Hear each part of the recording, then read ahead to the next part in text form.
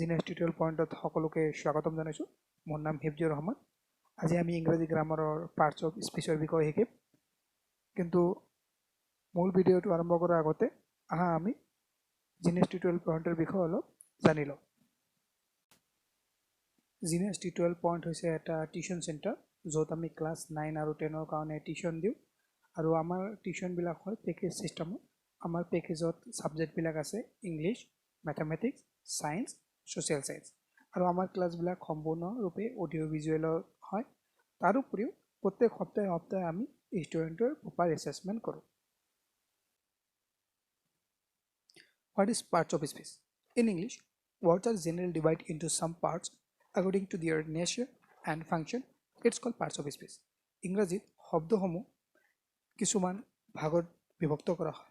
সেই শব্দসমূহৰ নেচাৰ আৰু প্ৰকৃতি অনুসৰি, আৰু সেইবিলাকক কোৱা হয়, সেই ভাগসমূহক কোৱা হয় parts of speech. There are 8 type of parts of speech. ইংৰাজীত 8 ধৰণৰ পাৰ্টছ অফ স্পীচ পোৱা যায়। সেইবিলাক হ'ল পাৰ্টছ অফ স্পীচৰ প্ৰকাৰ 8টা হ'ল নাউন, প্ৰনাউন, এডজেক্টিভ, ভাৰ্ব, এডভাৰ্ব, প্ৰিপজিশ্যন, কনজাংশ্যন আৰু ইণ্টাৰজেকশ্যন। চ' এই 8টা হৈছে পাৰ্টছ অফ স্পীচৰ প্ৰকাৰ। চ' এতিয়া আমি নেক্সট প্ৰত্যেকটো প্ৰকাৰ এটা এটাকৈ উদাহৰণ সহ ভালদৰে শিকিলোঁ। প্ৰথমতে হৈছে noun. The word that are used to name person, thing, animal, place, ideas or event, they called noun. So যিবিলাক শব্দৰ জৰিয়তে আমি নাম, ব্যক্তি, বস্তু, এনিমেল, ঠাই বা আইডিয়া বা কোনো ইভেণ্টক বুজাওঁ, সেইবিলাক শব্দকে নাউন বুলি কোৱা হয়। অৰ্থাৎ সহজভাৱে ক'বলৈ গ'লে যিবিলাক শব্দই নাম বুজায় তেনেকুৱা শব্দকে নাউন বোলে। উদাহৰণকেইটা চোৱা।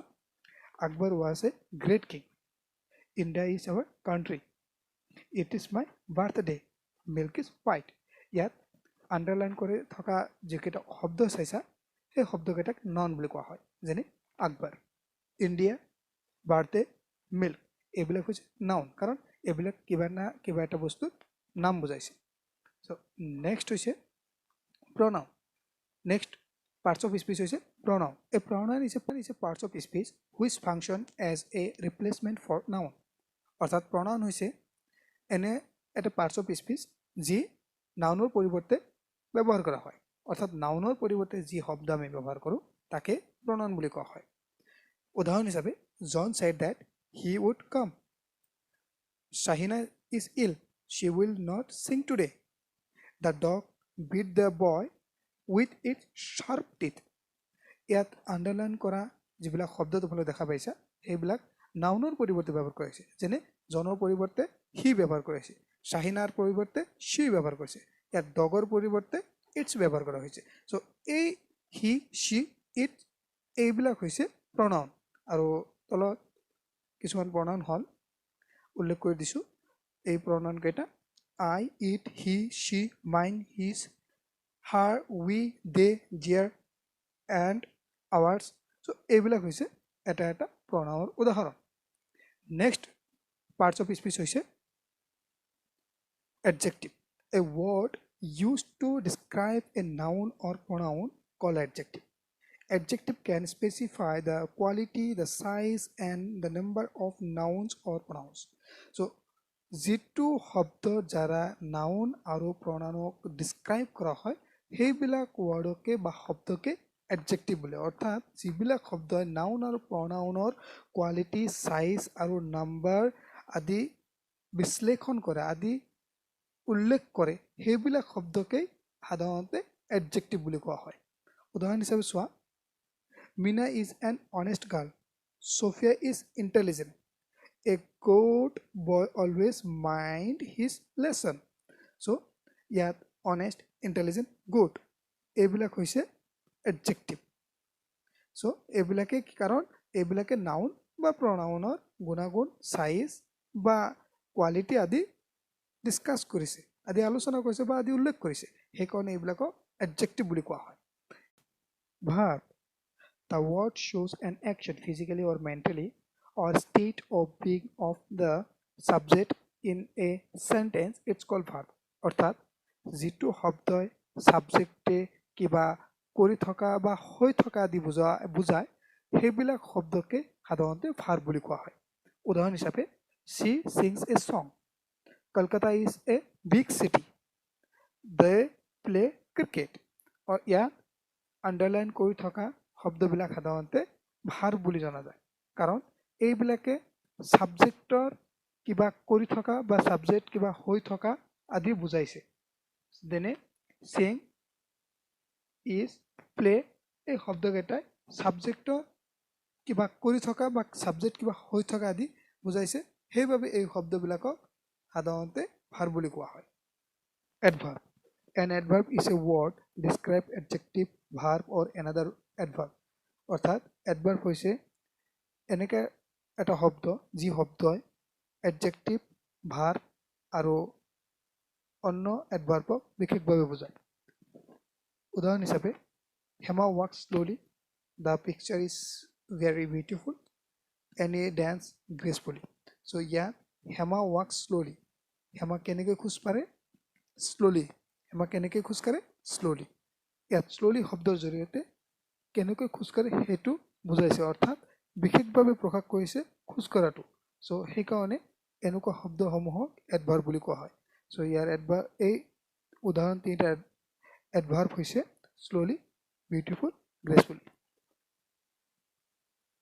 preposition the word used with a noun or pronoun to show its relation with some other words in the sentence called preposition যিবিলাক শব্দৰ জৰিয়তে বাক্য এটাৰ অন্য শব্দৰ লগত সম্পৰ্ক হুচুৱা হয় তেনেকুৱা শব্দকে preposition বুলি কোৱা হয় উদাহৰণ হিচাপে he put the book on the table the boy hid behind a wall the cat found of milk ইয়াত on behind of এই শব্দৰ জৰিয়তে বুক আৰু টেবুলৰ মাজত সম্পৰ্ক স্থাপন কৰিছে বিহাইণ্ডৰ জৰিয়তে the boy hide behind a wall অৰ্থাৎ বয় কোট লুকাইছে ওয়ালৰ পিছত সো বিহাইণ্ড শব্দৰ জৰিয়তে ওয়াল আৰু বয়ৰ মাজত এটা সম্পৰ্ক স্থাপন কৰিছে the cat found of milk ইয়াত অফৰ জৰিয়তে মিল্ক আৰু কেটৰ মাজত সম্পৰ্ক স্থাপন কৰিছে গতিকে এনেকুৱা শব্দক